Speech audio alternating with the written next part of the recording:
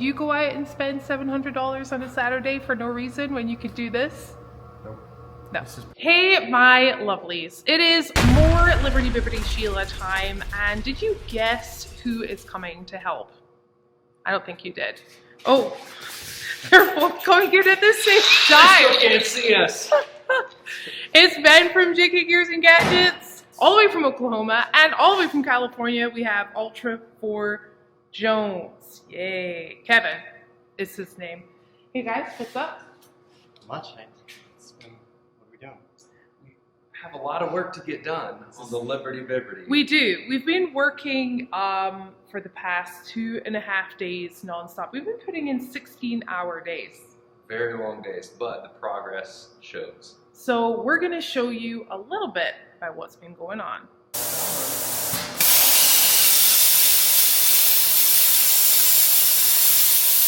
And this isn't like worth anything, is it? It is worth quite a bit, actually.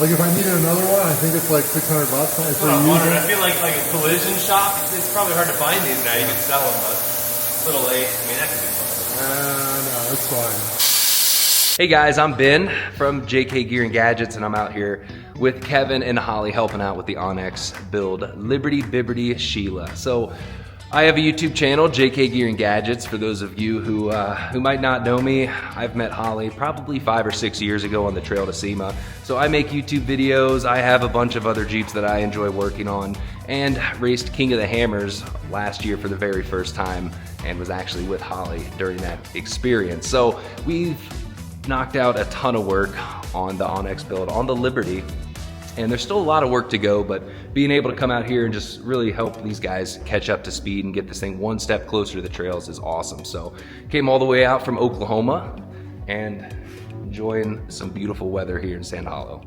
Should we just go ahead? Should we just go ahead Clean and this up clean right this now? one up, get this one ready to go, put it back on the frame? So we need to preserve the motor mount and the plate that allows the motor mount to be held to the frame rails. So we don't need anything below that. We can get rid of it. So easiest thing to do would be plasma or cut it off, depending on what we want to do, and get it done. Yeah, the goal is to reuse this whole piece. So Yeah, and you have see to. where we can add the angle iron, because we're going to need to And reinforce it. Yeah. Whilst Ben was meticulously cutting everything out with the plasma cutter, it was time for me to sit down and put together the suspension mounts. I'd been putting it off because I'm really not a puzzle person.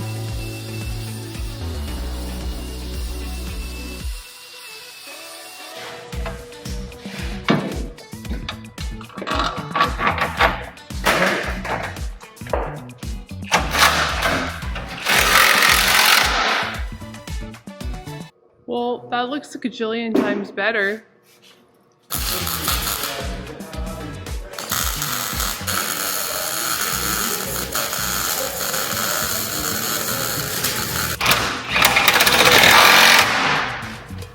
There we go. She sits in her little cradle. Okay. It's definitely not as strong as it was, right? No. No cross member, no nothing. It's now just a thin, it's not even 1/4 inch, thin plate steel. It's gonna want to bend and rip. I have been welding brackets and doing social media things, because that's one of my many hats. These guys have been, well, they've been busy up here. We did have an original idea, but I think that's kind of been wiped off. And then there was another idea, but neither's the idea that we're doing now. So hopefully you remember that original big subframe crossmember setup.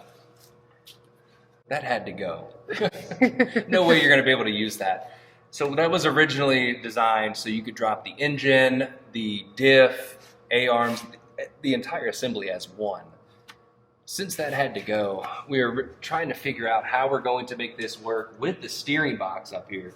Plus we still have to brace this entire section up. So we cleaned all the brackets off it at first. Then we started cutting away to figure out how to integrate square tubing just like they did on the frame rails up here for the steering box. And then Figured out it would be, yeah, I figured, so it's a little bit too much. Like, we don't drop the engine mounts or the motor mounts for Mischief Maker. We would pull the motor up out of the front. So with this being set up now as a solid axle vehicle, there's no need for any of this to be removable. We just need to weld the motor mounts in place.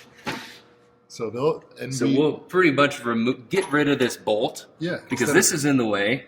So we're just going to cut this assembly here and just weld the seams down here. Yep. And just weld it all in just like any other vehicle. So before we had an integrated cross member, and this was part of the assembly, we still need a cross member. Because this will twist, which Ben was right about that. We got to be a little careful about that, especially since it's a unibody. But we need a cross member anyway for skid plate. We got to protect the oil pan. Yep. So there has to be some structure that ties the two motor mounts together. What it will no longer be is removable, which makes perfect sense. There's no need for it to be removed. That seems perfectly normal for a rock crawler. So once we have those in place, we can move on to the important business, which is mounting and figuring out where the steering box is going to be. But that's taken a lot of thinking power. Yeah, stare. You have to stare. And there's a lot of different ways to do it. You could do this 10 different ways. None of them are wrong. And none of them are wrong. None of them are necessarily right. Yeah. It all comes down to what works for you and what is. This is going to be strong. We could drop $700 into this today, and it would be perfect. Also, remember, we're working with a budget. And would you go out and spend $700 for no reason when you could do this? Nope. No. This is perfect.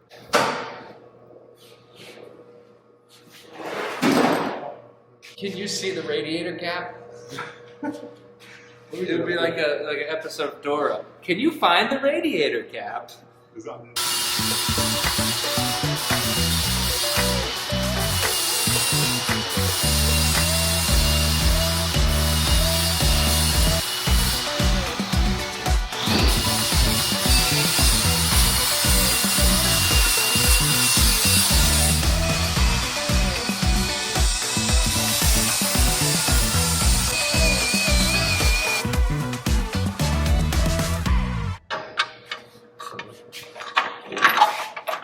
We now have our modified.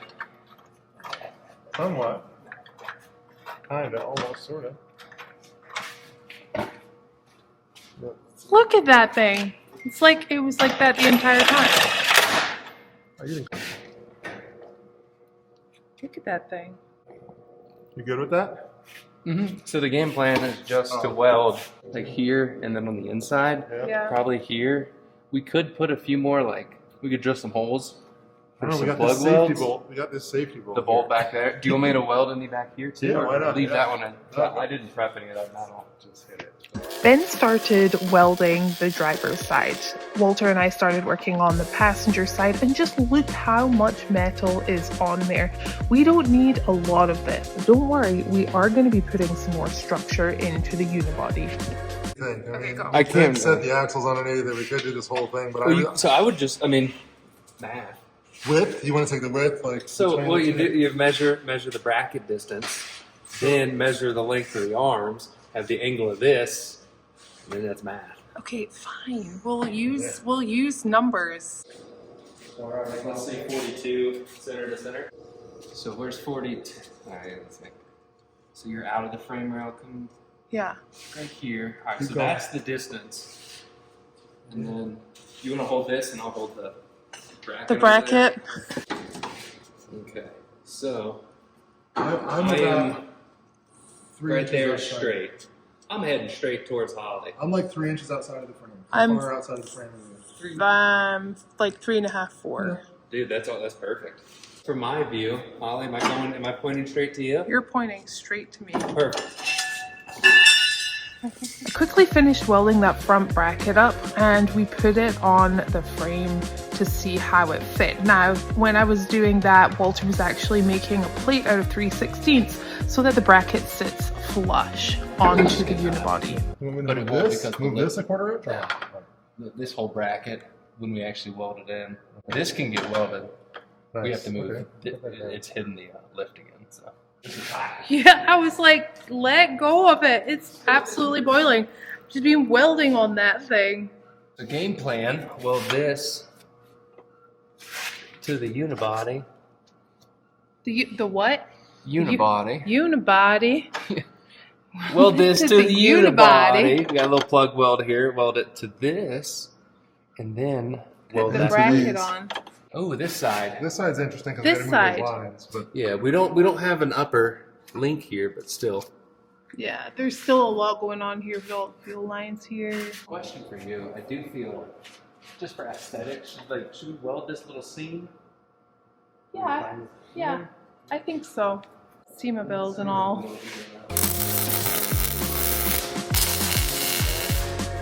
Whoa, it's like we're making moves. Who knew that? Making progress. And I went back to the welding table to weld up the last of those brackets. Unfortunately, we had to call it there. You'll find out in a second why. Okay, it is the next day and we've taken a trip up to Rudy's shop. Now remember when Ian said this, and if you haven't seen this, you gotta go watch the Onyx Off-Road Build Challenge. But this is what Ian said about my build. The one area that I think she should address is the transfer case. Because the Jeep Liberty is an IFS, it doesn't have a fixed yoke output on the front of the transfer case. So she has to do something there. Thing is, I don't know what transfer case will slide into a Liberty. If she's lucky, maybe a JK case will just bolt right in. She can pick one of those up super cheap for the 2.72-to-1 ratio, or she could even go with the 4-to-1 rock track and spend a little bit of money. He's not wrong. I had to do something about the transfer case. So what I have found is the exact same transfer case. Found it for $300 on Facebook Marketplace. So instead of getting a whole new transfer case, which I kind of wanted to do because I wanted to get a better crawl ratio, I'm going to stick with this for time, for money's sake. And then if I want to change it later on, I can. Janelle from Rudy's Adventure Design was actually up in the Idaho area and picked it up for us last night. We're here to pick that up and to also get gas because it's the weekend, and I didn't realize that I have managed to make my way through a whole bottle of gas. Ben is here, Taryn is here, Walter is here. We've all come up to grab the stuff and also just to see the Mini Cooper.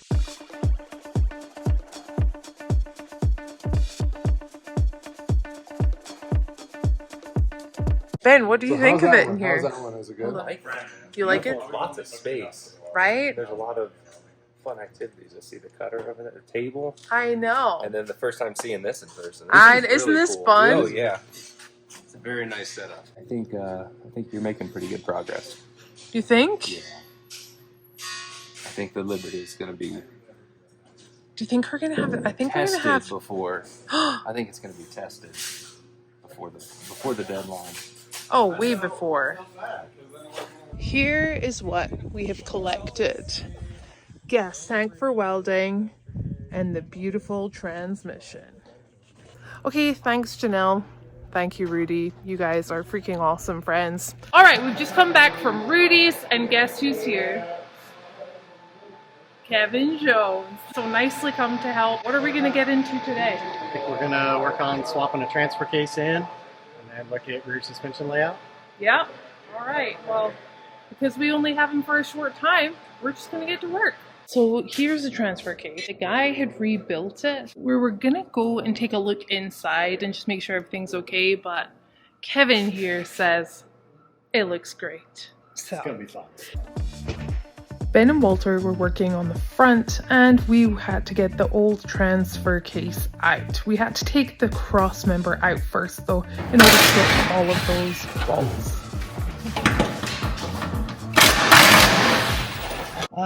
Did we weld to it? Yeah, you kind of welded something in the way. You welded something in the way? Yeah, you kind of welded the cross member into place. No, tell me I didn't do that on this side. We had just talked about that. You didn't weld to it, but you boxed it in. Do you want me to pry on this side while you? Well, I mean, everything else is loose, so it's either that side or we run in there with a cutoff wheel and just create some clearance.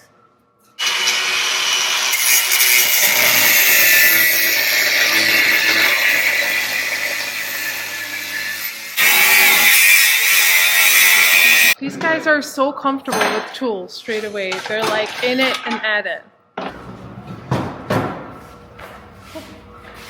Hey everybody, what's up? My name's Kevin Jones, Ultra4 Jones on Instagram, Chasing 518 on YouTube. Came out here to Utah to help Holly. I live in California, I race King of the Hammers every year. And recently found out I'm the Onyx Off-Road Wildcard winner for the build challenge. So I'm building a 96 Ford Bronco with a 7.3 Power Stroke in it. And I'll be joining Holly for the Road to SEMA out in Arizona. And then all the vehicles will be on display in SEMA.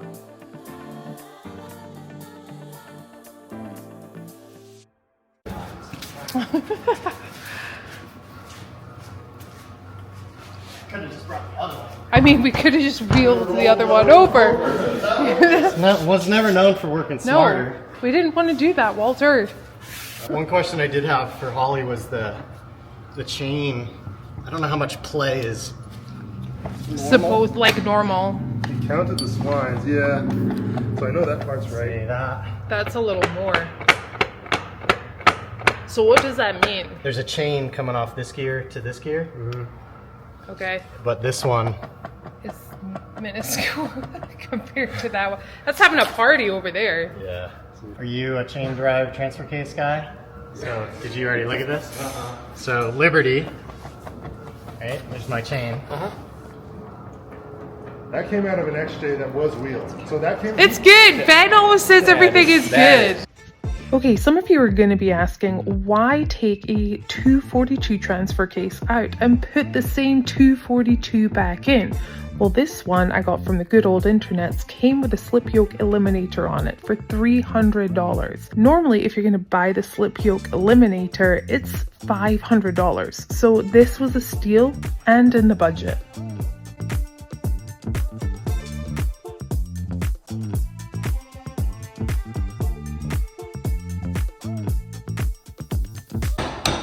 Yeah. When we got back.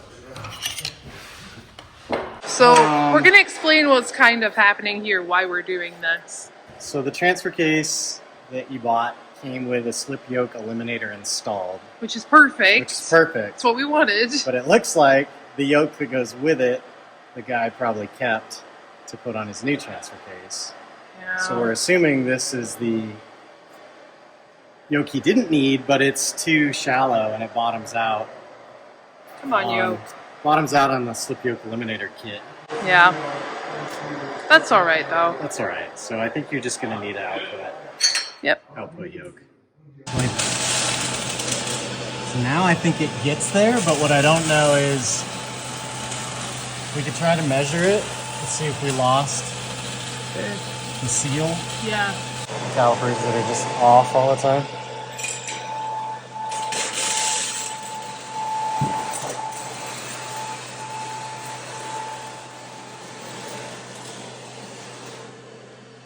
Wow. I mean, it might. So you know what? I have a good feeling about this. You like it? Yeah. I have a great feeling. I'm being optimistic. Well, that makes one of us. Sometimes if you will these things to work, it happens. That was pretty tight. It might be all right. A little bit of optimism. Might be all right. Because, yeah, I can't even get that in past the second. Yeah. Because, like, this outer one that we're looking at is just the dust seal. The Yeah. actual oil seal is, like, behind it. And I can't even get this into the oil seal part. Ooh. So,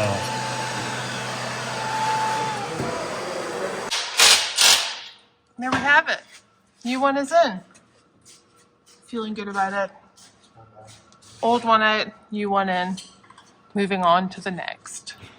It was time for Kevin and I to get that cross member back up and start measuring and looking at everything for the suspension for the vehicle.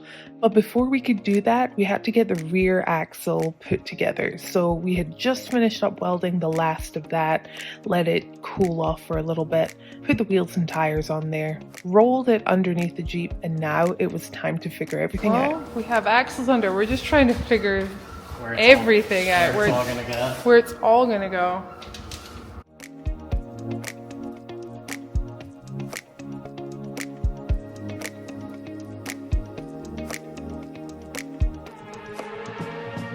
Okay, we're gonna be talking for a good wee while, probably 30 to 45 minutes in here, what order we're gonna do everything in, what needs to get done, what we're gonna do whilst all the guys are still here. We now have that at right height, and it's just so cool to see because now we can get an idea of where everything needs to go, where we're gonna place everything. The steering box is a big thing, so we're gonna be working hard on where to put that, but it's been an absolutely fantastic couple of days, guys, and we're gonna come back in the morning and it's gonna continue.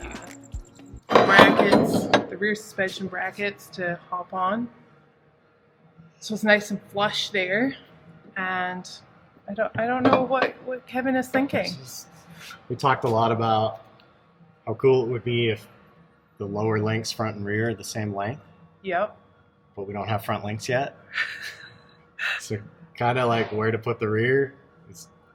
I guess we're gonna start somewhere. I think the real trauma for me is when it's not fine, I'm gonna be with you in Arizona, and I'm gonna be like, Then I can just be like, oh, yeah, Kevin, it's Kevin's fault. remember when you screwed this up? It's all Kevin's fault. Send it. Send it.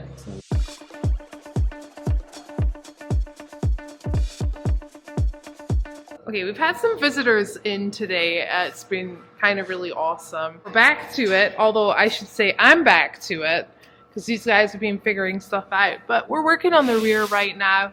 We're just getting those brackets placed.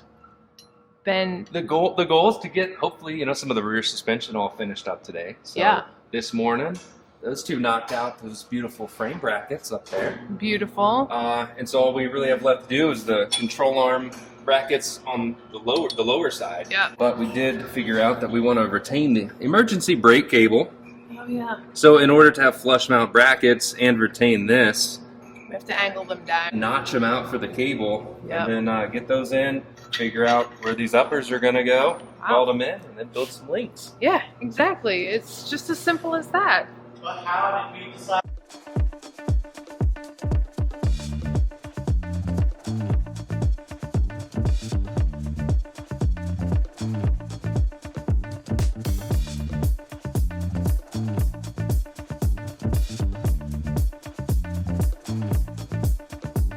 Okay, we're gonna be making some links. I have never done this before. I've seen it done a million times on YouTube and a couple of people in person, but never myself. So Ben is kind of talking me through it, and it seems pretty easy. So we're gonna bevel the edges first. We're gonna test fit it. We gotta tack weld those joints in. I'm using an old joint, so don't crucify me for that. And then we'll just weld them up. We'll leave the other end uncut so that we can kind of test fit it in there. It seems pretty easy. And it seems pretty simple. And it seems like something that you guys can do inexpensively if you're on a budget build. I like that.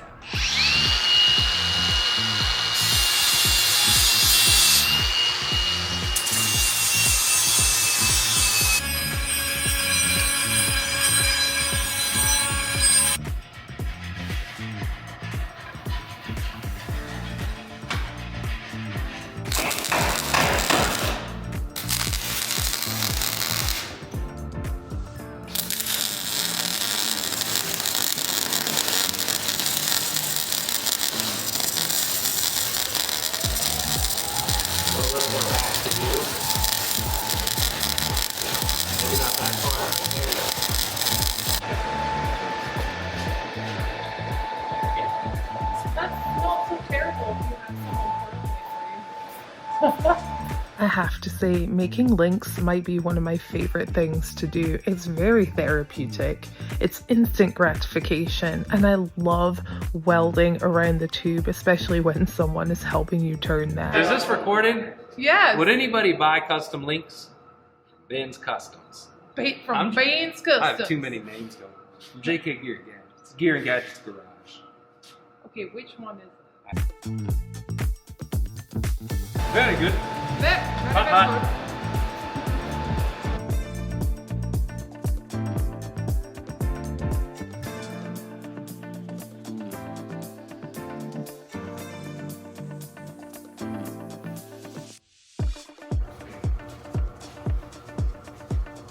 After coming up with a plan, it was time to get some action going. So Walter started cutting the rear end of the vehicle.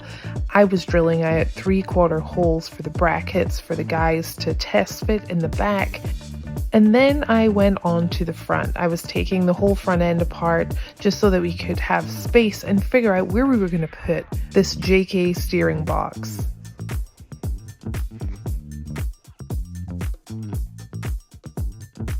So everything's happening at once.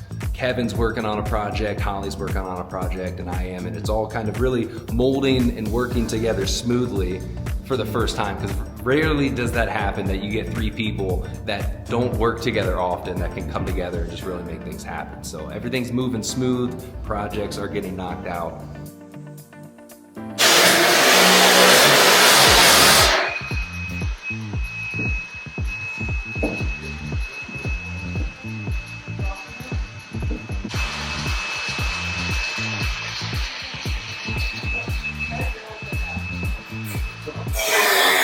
We have done a lot since Ben and Kevin have been here. Quick recap. What do you think? In a couple of words. Busy, but lots of great progress. Amazing. Suspension has started, axles are starting to fall under the Jeep. It is starting to come together. Beautiful. Kevin, a couple of words. Fun. Ben's doing a great job. Oh. Really good job. He is doing a great job. I feel like I have the A-team here. We're going to end this episode here because next episode we're going to be working on the front. And the front is a little bit of a nightmare. A little bit different. A little bit of a challenge. So I feel like that is going to be an episode by itself. Things are going to start to get a little tricky. A little spicy in the front. So from us here at Mischief Maker Garage, thanks for watching.